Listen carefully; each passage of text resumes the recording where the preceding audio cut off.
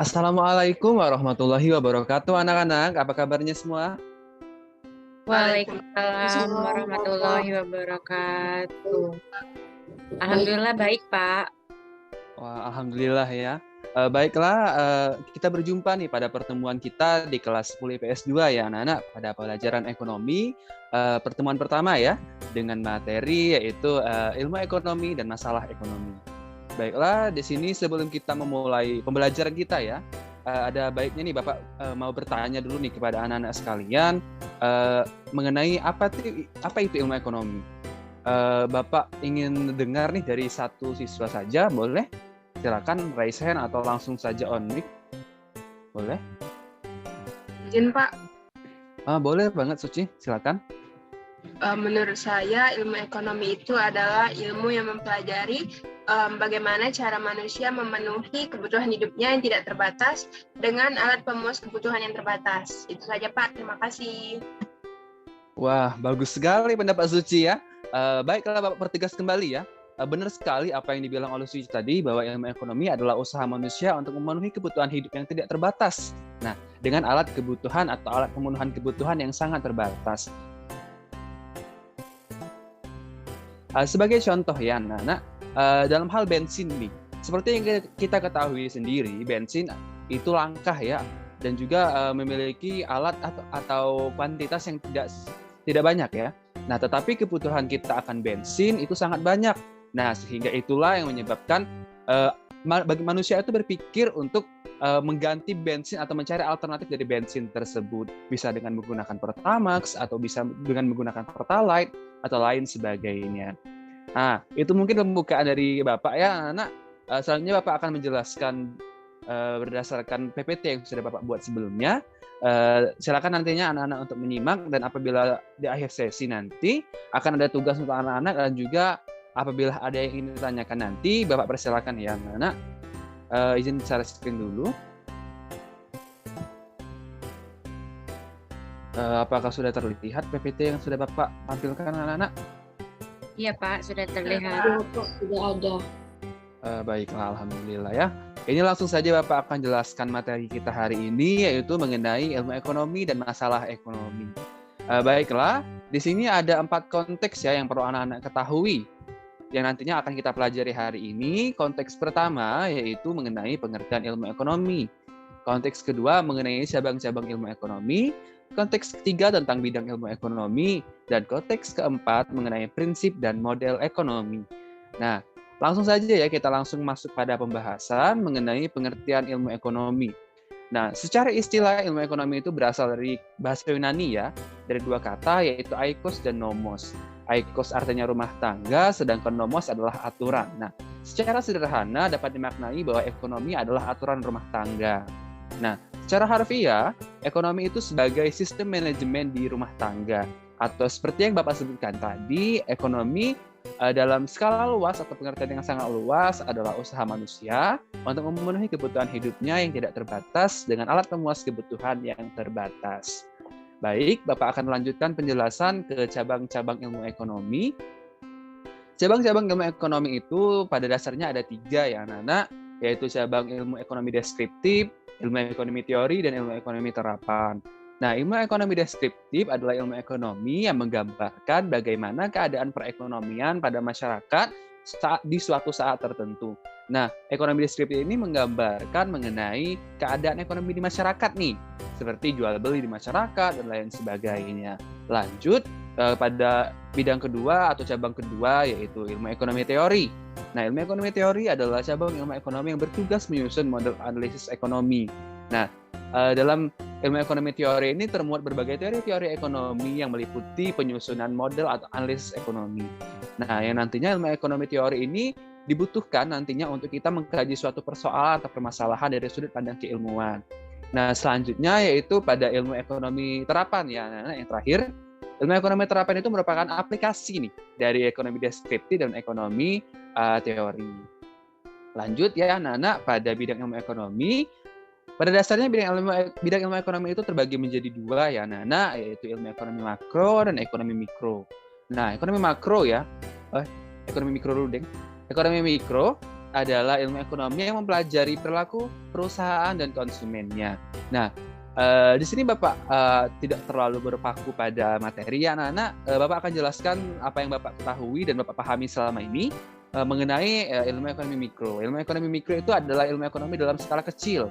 Nah, di dalamnya itu mencakup hubungan antara produsen, konsumen, dan distributor. Lanjut nih, pada ekonomi makro. Ekonomi makro adalah studi ekonomi dalam skala besar, ya anak-anak, yang meliputi satu kesatuan utuh dalam suatu perekonomian. Biasanya ini meliputi mengenai inflasi dan lain sebagainya. Kita akan lanjut ya anak-anak pada prinsip dan model ekonomi. Pada dasarnya prinsip ekonomi ini, prinsip ekonomi digunakan sebagai panduan untuk mencapai perbandingan rasional antara pengorbanan dan hasilnya. Dengan kata lain, untuk mendapatkan keuntungan sebesar-besarnya. Nah, ini seperti prinsip-prinsip ekonomi nih teman-teman ya, anak-anak ya. Prinsip ekonomi yaitu bagaimana usaha manusia untuk memenuhi kebutuhan hidupnya dengan mengorbankan sesuatu hal itu yang sedikit, akan tetapi nantinya akan mendapatkan keuntungan yang sebesar-besarnya. Itulah prinsip manusia sebenarnya anak-anak. Kita lanjut ya pada model ekonomi. Model ekonomi adalah kontribusi teoritis yang mewakilkan proses ekonomi dengan seperangkat variabel dan serangkaian hubungan logis atau kualitatif di antara mereka. Nah, model ekonomi ini biasanya digunakan untuk hal mengkaji permasalahan-permasalahan ekonomi, terkhusus yang berkaitan dengan teori ekonomi ya, yang tadi kita bahas. Di mana juga dalam model ekonomi ini terdapat kombinasi hitungan. Lanjut ya anak-anak. Bukan, ini tugas proyek yang akan saya berikan kepada kalian nantinya. Sebelum saya lanjut nih, apakah anak-anak ada yang dipertanyakan? Bapak persilakan. Boleh? Satu pertanyaan saja.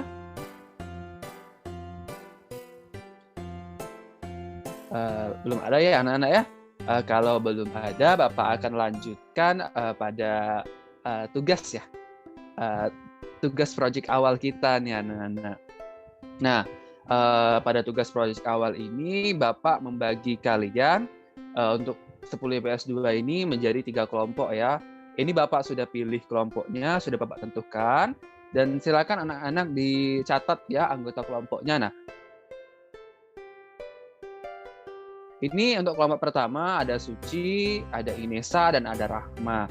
Nah, di sini tugas dari kelompok 1 sendiri yaitu dengan temanya ya, yaitu ilmu ekonomi deskriptif. Kelompok 2-nya ada Cynthia, ada Naila, ada Tisa dengan tema yaitu ilmu ekonomi teori. Selanjutnya yaitu untuk kelompok 3 ada Adinda, ada Nur Rahma, dan ada Widya itu dengan materi ilmu ekonomi terapan. Nah, ada pun tugas ya yang Bapak tugaskan kepada kalian anak-anak. Di sini kalian boleh mencari satu permasalahan dari ilmu ekonomi yang sudah Bapak berikan ke kalian atau tema yang sudah Bapak berikan ke kalian per kelompok. Nah, di mana nantinya masalah tersebut kalian kaji secara discovery learning. Discovery learning itu anak-anak perlu ketahui, discovery adalah belajar penemuan. Nah, artinya anak-anak di sini boleh mencari suatu permasalahan dan nantinya akan mengkaji permasalahan tersebut berdasarkan pengetahuan anak-anak sekalian. Nah, sebelum lanjut ya pada pengerjaan tugas anak-anak, di sini Bapak akan sedikit menjelaskan mengenai apa sih itu discovery learning yang nantinya juga bisa membantu anak-anak untuk menyusun tugas yang telah Bapak berikan sebelumnya. Sebelumnya, discovery learning adalah rangkaian kegiatan pembelajaran yang melibatkan secara maksimal seluruh kemampuan peserta didik untuk mencari dan menyelidiki secara sistematis, kritis, dan logis, sehingga dapat mengetahui sendiri pengetahuan, sikap, keterampilan sebagai wujud adanya perubahan perilaku.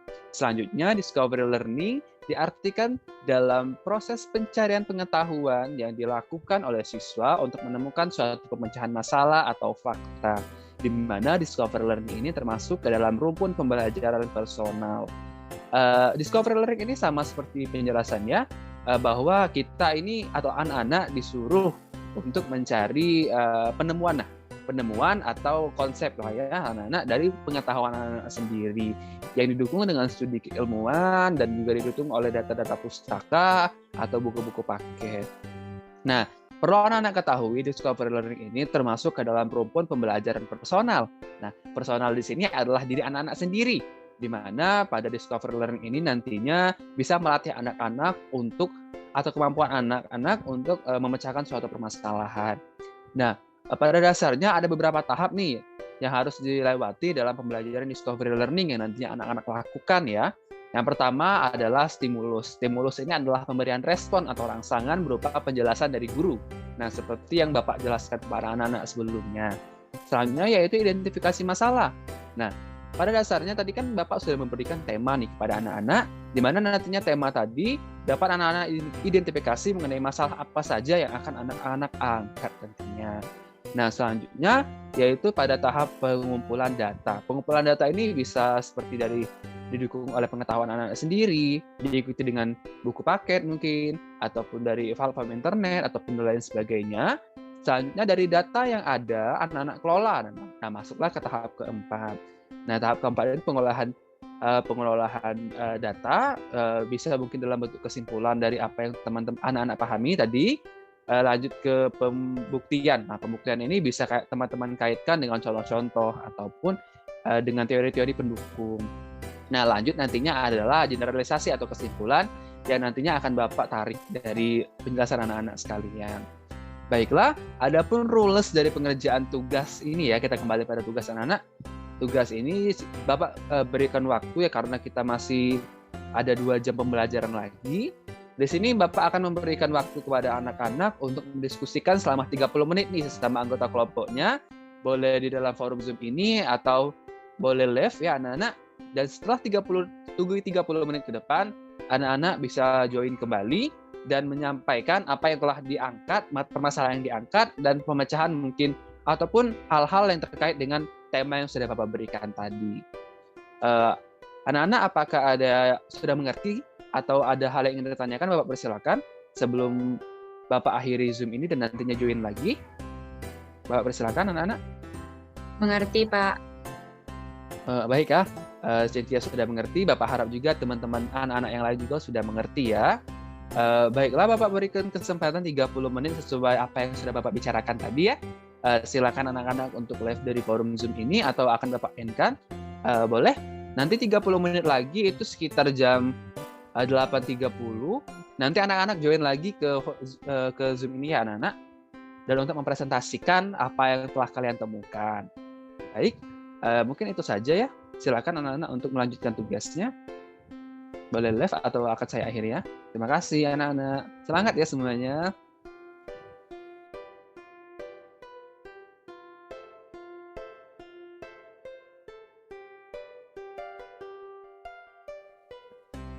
Baiklah anak-anak. Mungkin sudah 30 menit berlalu anak-anak ya.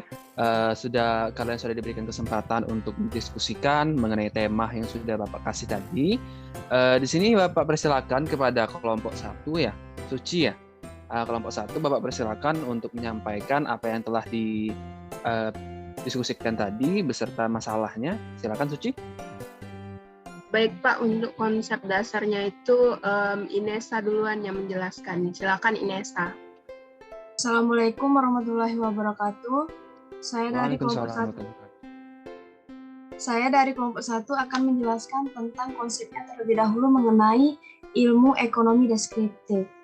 Yang dimana ilmu ekonomi deskriptif merupakan ilmu ekonomi yang menjelaskan gambaran fakta atau data empiris tentang peristiwa ekonomi.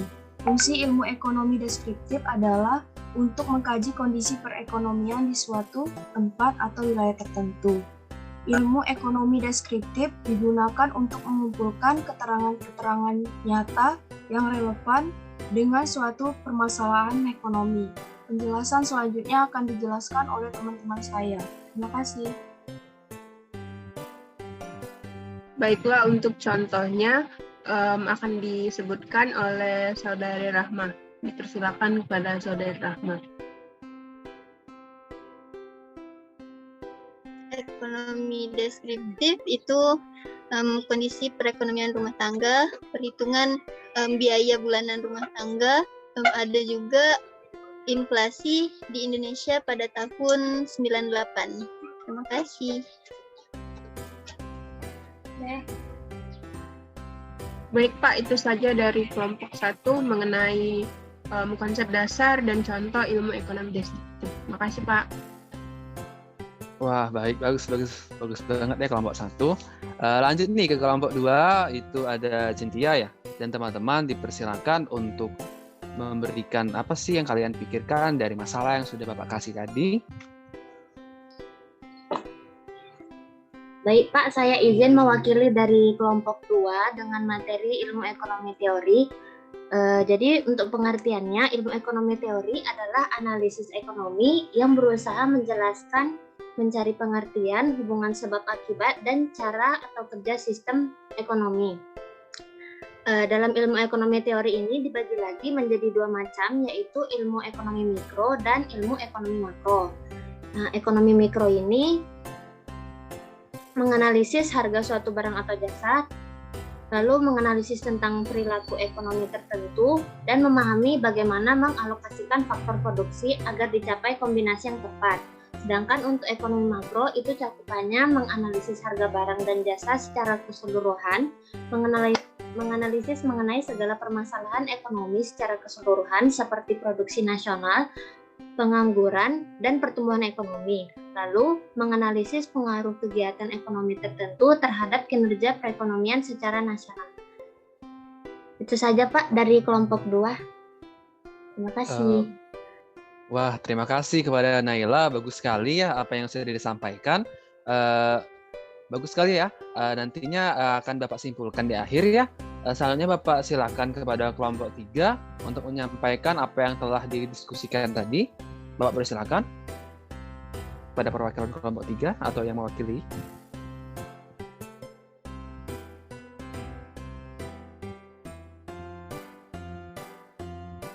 Baik Pak, kami dari kelompok 3 mengangkat tema yaitu ilmu ekonomi terapan. Baiklah, pengertian dari ilmu ekonomi terapan adalah sebagai salah satu contoh ilmu ekonomi yang menelaah atau mempelajari tentang kebijakan-kebijakan yang perlu dilaksanakan untuk mengatasi permasalahan yang muncul dalam perekonomian. Ilmu ini juga disebut dengan apply ekonomi. Ada pula yang menyebutnya dengan ilmu ekonomi kebijakan. Jadi ilmu ini mengambil konsep dalam teori ekonomi, kemudian mencoba menerapkannya dalam kebijakan ekonomi dengan tetap memperhatikan pada data dan fakta yang telah dikumpulkan oleh ekonomi deskriptif. Jadi, ilmu ekonomi terapan masih berhubungan erat dengan 2 jenis ilmu ekonomi lainnya. Terima kasih Pak, saya serahkan ke teman saya. Boleh? Anda teman-teman dari kelompok 3 untuk melanjutkan. Silakan. Pak, selanjutnya itu pembahasan terkait tujuan dari ilmu ekonomi terapan. Nah, adapun beberapa tujuan ilmu ekonomi terapan khususnya dalam kehidupan sehari-hari, yaitu yang pertama ada agar lebih memahami dunia ekonomi. Kemudian yang kedua, untuk mengetahui relevansi dari teori ekonomi yang ada. Kemudian tujuan yang ketiga itu untuk membuat keputusan yang lebih baik. Nah, kemudian adapun cabang-cabang dari ilmu ekonomi terapan ini, yang pertama ada matematika ekonomi, kemudian politik ekonomi, ekonomi perusahaan, ekonomi industri, ekonomi moneter, ekonomi internasional, ekonomi keuangan, dan ekonomi syariah. Nah, selanjutnya untuk permasalahan akan dijelaskan oleh Saudari Nurahma. Ya, dipersilakan ke Nurahma. Baiklah, di sini saya akan menjelaskan permasalahan ilmu ekonomi terapan yang kami ambil pada perusahaan. Nah, dalam ekonomi perusahaan akan mempelajari secara detail tentang kenyataan ekonomi dan gejala-gejala yang dialami oleh sebuah perusahaan. Setiap perusahaan tentunya memiliki masalah serta tantangannya masing-masing. Maka ada 2 kemungkinan, yaitu perusahaan gagal atau perusahaan berhasil bertahan. Contohnya yaitu terjadi pada perusahaan General Motor, salah satu perusahaan mobil ternama buatan Paman Sam, yaitu General Motor juga pernah mengalami masa sulit dan kebangkrutan setelah mereka terkena imbas dari badai krisis keuangan yang melanda Amerika. Mereka pun mengalami kebangkrutan selama kurang lebih 16 bulan. Mereka meminta bantuan finansial dan menggunakan strategi bisnis untuk kembali memulihkan perusahaan yang memiliki markas di Michigan dan akhirnya mampu kembali menuju bursa saham terbesar di Wall Street. Penyebab dari bisnis ini bangkrut yaitu kekurangan dana atau modal kerja sering menjadi alasan utama penyebab bisnis gagal. Perusahaan juga mungkin sadar akan kebutuhan biaya yang harus dikeluarkan untuk operasional, namun banyak pengusaha yang kurang sadar akan pentingnya menyelaraskan pendapatan. Untuk mengatasi permasalahan ini, perusahaan meminta bantuan finansial menggunakan strategi bisnis. Untuk kembali memulihkan perusahaan dengan memberikan harga lebih rendah bisa menjadi strategi yang bagus untuk mulai bersaing. Kemudian kaitannya dengan ilmu ekonomi terapan ini yaitu mempelajari upaya-upaya yang dilakukan untuk menjalankan dan mempertahankan perusahaan itulah yang dipelajari. Misalnya saja upaya tersebut melibatkan banyak bidang dan keilmuan seperti ilmu ekonomi, ilmu politik, ilmu sosial, dan sebagainya. Semua keilmuan tersebut ditetapkan dalam membangun perusahaan dan pastinya mempengaruhi juga kebutuhan dan perilaku manusia terhadap hubungan ekonomi tersebut. Baiklah Pak, terima kasih. Wah, bagus sekali ya kelompok 3, ini sangat lengkap sekali nih. Silakan teman-temannya berikan A+ dulu untuk kelompok 3. Saya sangat mengapresiasi ya kelompok 3 ini sangat lengkap sekali. Apa yang saya mau itu semuanya sudah diberikan oleh kelompok 3 ya. Terima kasih kelompok 3. Baiklah ya, penjelasan anak-anak semua sudah bagus-bagus semua ya. Di sini Bapak ingin memberikan sedikit kesimpulan dari hasil diskusi kita ya, atau dari penyampaian anak-anak sekalian mengenai ilmu ekonomi yang sudah Bapak tugaskan sebelumnya. Ilmu ekonomi deskriptif. Ilmu ekonomi deskriptif adalah ilmu ekonomi yang menggambarkan kejadian masyarakat atau kejadian perekonomian di masyarakat. Nah, ilmu ekonomi ini mengkaji faktual dalam kondisi perekonomian. Faktual dalam artian di sini adalah fakta yang memang benar terjadi di masyarakat ya. Seperti yang disebutkan oleh kelompok 1 tadi, yaitu mengenai perhitungan biaya rumah tangga, seperti yang kita ketahui rumah tangga itu pasti ada pengeluaran, pemasukan, dan lain sebagainya. Oke, kita lanjutkan pada ilmu ekonomi teori ya. Ilmu ekonomi teori adalah cabang ilmu ekonomi yang menyusun mengenai model ekonomi ya. Model ekonomi ini adalah suatu teori atau suatu konsep ya teman-teman ya. Konsep ini sangatlah dibutuhkan teori-teori pendukung. Nah, teori-teori pendukung inilah yang disebut dengan yang disebut dengan cabang ilmu ekonomi teori ini. Baiklah, adapun contohnya nih, anak-anak, contoh-contohnya itu yang seperti disebutkan oleh kelompok 2 tadi, yaitu ekonomi mikro dan ekonomi makro. Nah, ekonomi mikro, ekonomi makro ini juga sudah Bapak jelaskan di penjelasan kita sebelumnya ya, di part 1, di sebelum diskusi tadi ya, sudah Bapak jelaskan. Selanjutnya yaitu kita ke ilmu ekonomi terapan. Nah, ilmu ekonomi terapan ini adalah penerapan dari ekonomi teori dan ekonomi deskriptif. Penerapan ini tadi itu sudah dijelaskan oleh kelompok 3, sudah sangat bagus sekali ya. Anak-anak, ilmu ekonomi yang mengkaji mengenai masalah ekonomi. Nah, artinya ilmu ekonomi ini penerapan dalam kebijakan ekonomi yang sebenarnya, yang diterapkan. Nah, adapun contohnya yang sangat saya apresiasi dari kelompok 3 itu mengenai perusahaan tadi ya, perusahaan yang gagal dan perusahaan yang berhasil. Nah, itu sangat bagus sekali ya, saya ucapkan terima kasih kepada kelompok 3, sangat bagus sekali, saya berikan A+. Sebagai bentuk evaluasi dan koreksi saya ya, untuk anak-anak sekalian dan untuk pembelajaran hari ini. Mungkin itu saja ya untuk kelas kita hari ini, Bapak cukupkan di sini. Nanti juga akan Bapak berikan kalian tugas melalui WAG, dan nantinya tugas itu bisa anak-anak akses di WAG tersebut dan anak-anak kumpulkan secara japri ya ke Bapak. Mungkin itu saja ya Bapak cukupkan kelas hari ini. Semoga apa yang kita pelajari bersama-sama dapat kita serap bersama-sama, dan juga kita bisa amalkan untuk pengetahuan-pengetahuan atau pembelajaran kita ke depannya. Baiklah, Bapak tutup ya, anak-anak. Semoga anak-anak sehat. Saya Bapak akhiri. Wassalamualaikum warahmatullahi wabarakatuh. Sampai jumpa ya di minggu-minggu depannya. Waalaikumsalam warahmatullahi wabarakatuh. Terima kasih. Iya, sama-sama. Bapak N kan ya dulu, Nak.